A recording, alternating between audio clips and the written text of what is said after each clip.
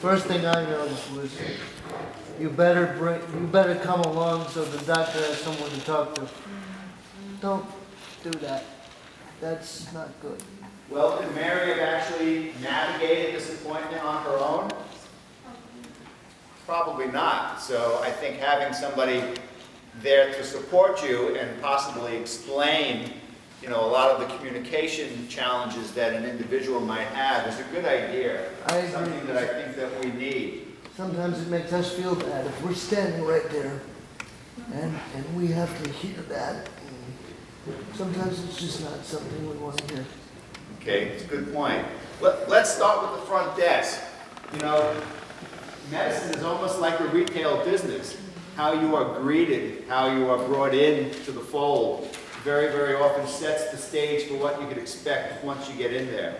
The culture of a medical practice begins at the front door, probably on the phone, way before you even get to the front door.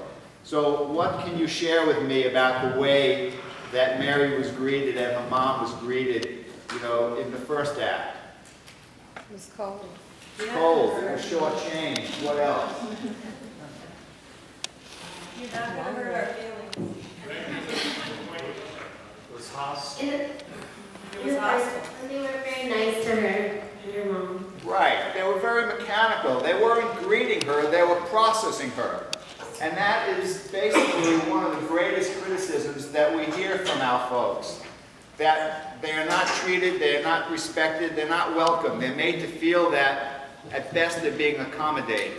So I think it's very, very important for you, as the end users of the healthcare system, to basically demand that you are respected and that you are welcome and that you are made comfortable, not in the exam room, but in the waiting room.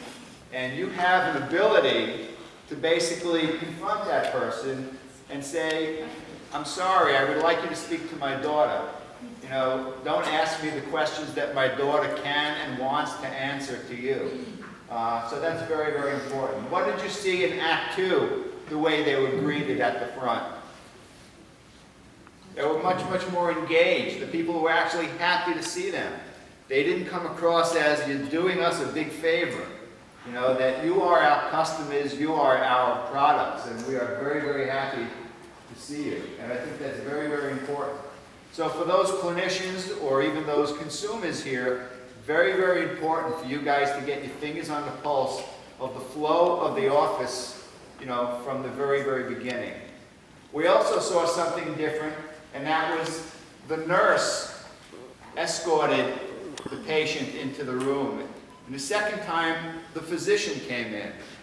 Now, is this just something that is old-fashioned, something from Norman Rockwell? We have managed care now. We have units of allotted clinical time. How many of you were greeted the last time you were at your doc's office by the physician? How many by a nurse or a patient aide?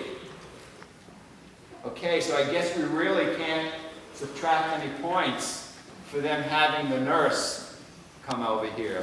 What we can nail the nurse for is basically, in my mind, looking to the mom and saying, you better come back with us so we have someone to talk to. You can't have patient-centered care, which is the ideal evolving model, without the patient being at the center. I know that we like to treat the entire family, but there is a nucleus to that, and it's the patient. And that's very, very important. I might suggest that if the physician and the nurse, and in fact the whole clinic, were prepared to see this patient or any other patient and had looked into the record and understood that there was an intellectual deficit there, maybe medical complexities or an anxious patient history or something like that, then the physician electing to go out and make that initial greeting maybe would be something that would be totally appropriate and totally threshold in terms of quality care.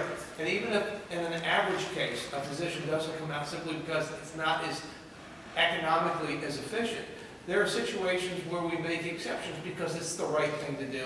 Absolutely right. And I think that is basically a reflection of how the culture and the flow of the office has to go. You know, I think it would be a good policy, a good medical practice policy, you know, coming down, not from the management, but from the clinician to say, I want to know when my patients have special needs so that I can indeed pick myself up, go out and introduce myself to them. It's not only good business, but it's good medicine. The Dean of American Medicine was Sir William Osler from Johns Hopkins, and he was an old-style physician back in the 1900s. And every time one of his patients would come in, he would get up behind his desk, go over and shake the hand of the patient, much to the astonishment of his residents and his fellows. For decades, they would watch Sir William Osler shake hands. You know, this big anointed professor would actually get up and shake hands with the patient. And there was great speculation on behalf of the residents. What was Osler doing? And the speculation ranged from, well, he wanted to get some clinical insights before the exam started. He wanted to find out whether or not the galvanic skin response was indicative of a stressful situation. Or maybe while he was shaking hands, he was actually checking, you know, the finger beds to see if there was clubbing or any pulmonary pathology that could be detected by looking at that. And for years, the speculation went on and on and on. Finally, at Osler's retirement, you know, all his fellows came back to have a celebration, and they said, Professor Osler, there are those among us that are confused and amazed at this practice you used to have. What exactly were you doing all these years? You know, we want to know. You know, and he looked at them and he said, I was simply greeting another human being. You know, and I think that really, really is indicative that that's where the medical doctor-patient relationship begins, with the greeting. And I think it's very, very telling. Not for any clinical insight, although there's lots you can certainly learn by the strength of it, you know, by following the eye movements, etc. But there's plenty of time to do that back in the examination room. What didn't you see happen in exam room number 1? Well, They didn't examine her. well, right, and starting with they didn't weigh her. They just visually looked at her and they just said, okay, she must be 20 pounds overweight. But with accurate baseline data, you don't know whether or not the patient is following an appropriate regimen, whether or not there's compliance issues, etc.